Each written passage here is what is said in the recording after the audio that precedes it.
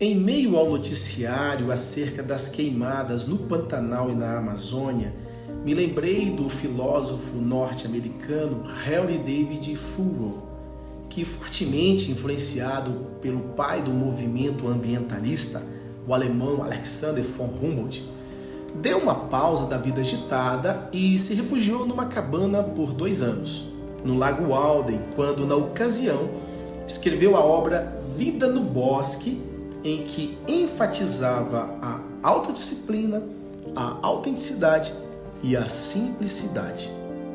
Em uma de suas frases, Thoreau diz que o ser humano não tem tempo de ser nada além de uma máquina.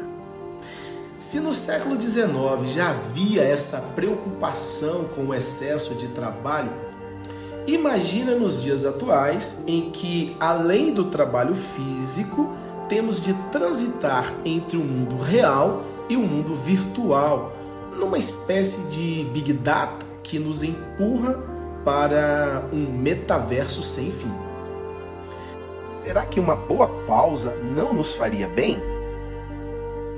Às vezes criticamos o monasticismo em função da vida isolada que propunha aos monges. Claro que precisamos um pouco de ter um certo cuidado e não tomarmos ao pé da letra tudo o que fizeram. No entanto, podemos extrair muita coisa boa para enfrentarmos melhor a dinâmica dessa cultura da pressa. Talvez esteja faltando em nós um pouco de ócio para melhor contemplação. Estudiosos como Hugo de São Vítor, no período medieval, tratavam a contemplação em 2 níveis. O primeiro nível pertence aos principiantes que consideram as criaturas. Para os estudiosos do medievo, não era possível compreender nada do Criador a não ser a partir de suas criaturas. Por isso, o primeiro nível de contemplação tem que ver em observar a vida humana e a sua capacidade criativa. Essa observação era uma das especulações acerca da existência do Deus Criador. Por exemplo, ao observarem uma mesa, mesmo sem saber quem a fizera, eles sabiam que aquela obra foi realizada por alguém que conhecia de madeira, de verniz, de medidas, enfim, havia uma mente inteligente para tal façanha. O segundo nível pertence aos perfeitos, que contemplam o Criador. Aqui, não é no sentido de perfeito igual a Deus, até porque os pensadores medievais não tinham essa pretensão. Tente compreender esse segundo nível ao pensar num templo. Tenha em mente a etimologia da palavra contemplação, que vem de templo. Quando um cristão medieval entrava num templo, a sua intenção primária de respeito e reverência estava focada no altar. Porém, a contemplação como objetivo conduzia o devoto à percepção de flutuar e olhar as coisas do alto, tendo a visão do todo.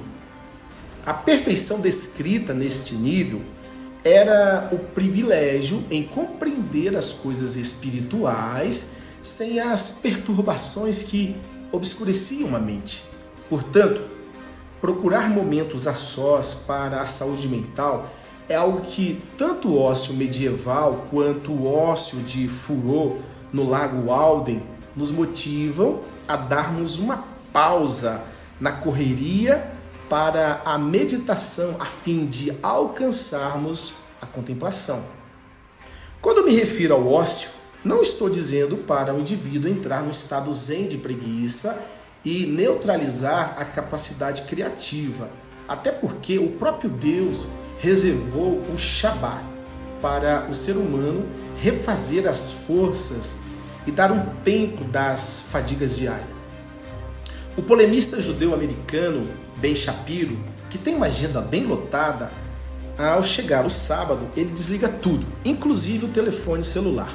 Ele diz que reserva não somente 24 horas do sábado, mas 30 horas de repouso para Deus e para a família.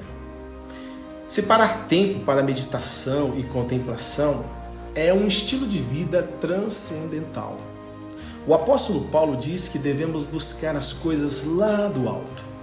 Se você é cristão, leia a sua Bíblia com atenção, silêncio e devoção. Se porventura falo para alguém não cristã, o ato de repousar e separar momentos para reflexão, para a leitura de um bom livro, ou ouvir uma bela música, uma música de qualidade, são ótimos exercícios para todo ser humano.